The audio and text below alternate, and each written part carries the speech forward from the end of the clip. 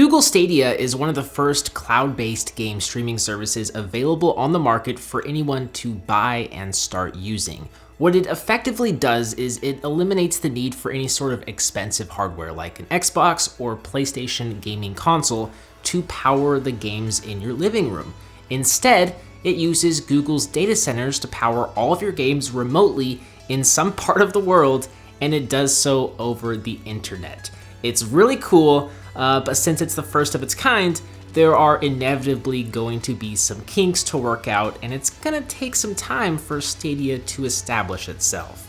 That's why Google is shipping this $129 Founders Edition, which includes all of the components necessary to get you up and running with 2 free games.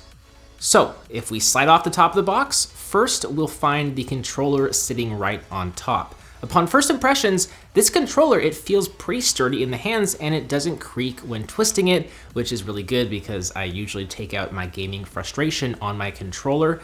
If I had to compare it to a PS4 or Xbox One controller, I'd say it definitely feels more like a PS4 controller, as the joysticks are in a similar location and it's not quite as big as an Xbox controller, but overall it feels good. It has nice tactile buttons.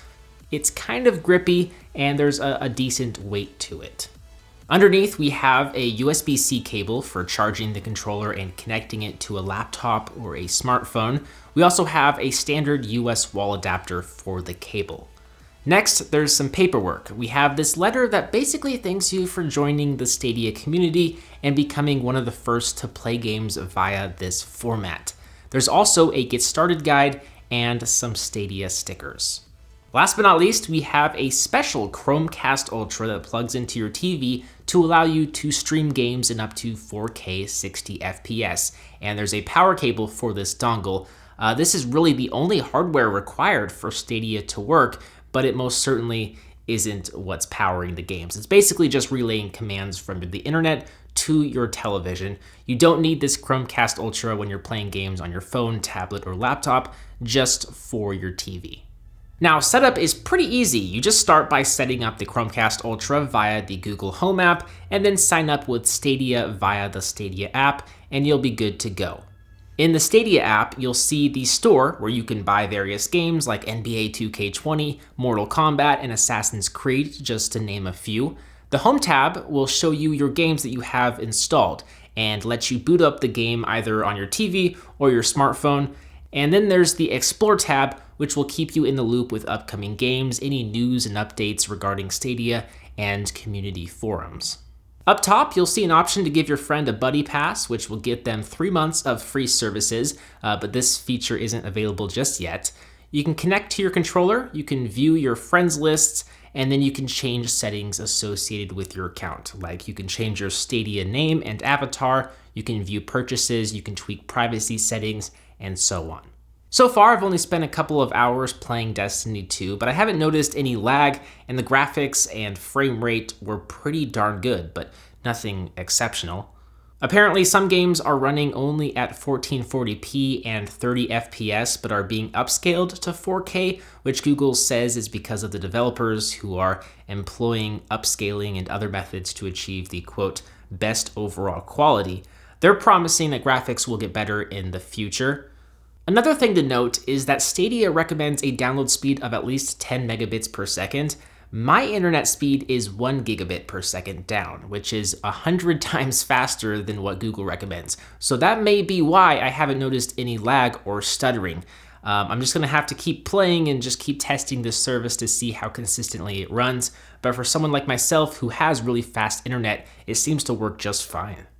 With that said, you do get Destiny 2 for free, and you get Samurai Showdown for free with Stadia Pro, with supposedly more games to come. But I wish Google would give us any 2 games to play for free. Like, I want to be able to play NBA 2K20, but I already have it on my Xbox One, and I don't want to shell out another $60 to own this game on Stadia 2, or even $30 since it's on sale. It would have been nice to be able to download any 2 games available on the service. Now, at launch, you can play games on most Pixel smartphones. The only exception is the original Pixel phone and tablets running Chrome OS, with more devices coming available in the future. Also, it only works over Wi-Fi right now, but I'm almost positive Google will let you play games over LTE in the not too distant future. So if you own a compatible device and you can get the most out of this service, I think it's really cool, and it's just so awesome just being able to play graphically rich games anywhere. On your TV, your smartphone, your laptop. You can pause on your TV and you can pick up where you left off on your phone. You're going to Starbucks? Cool. Just grab your laptop, grab your controller and the USB cable, and you're good to go. You can start playing games on the go. It's really neat, and I do think that this is the future of gaming. I did buy this unit myself, by the way. I actually forgot I pre-ordered it months ago. It just showed up at my door. And I knew the limitations and flaws going into it. I think if you're an early adopter, you own a Pixel 2, a Pixel 3, or Pixel 4, and you could get the most out of this, then you may want to look into this Founders Edition. But I think for most people right now, I would probably suggest holding off until more games come out and the service works out some of its kinks. Keep in mind, you do get 3 months of free service, but after that, it's $10 per month, so it's definitely not the cheapest solution out there, even when you factor in the lack of a high-powered PC needed to play these games. I'll place more info about Stadia down below in the description if you want to learn more, but I'm curious to hear your thoughts on this service in a comment down below. As always, I'm BoHD from PhoneDog.com. I hope you enjoyed this video. Thank you for watching, and I will see you right back here in the next one. See ya.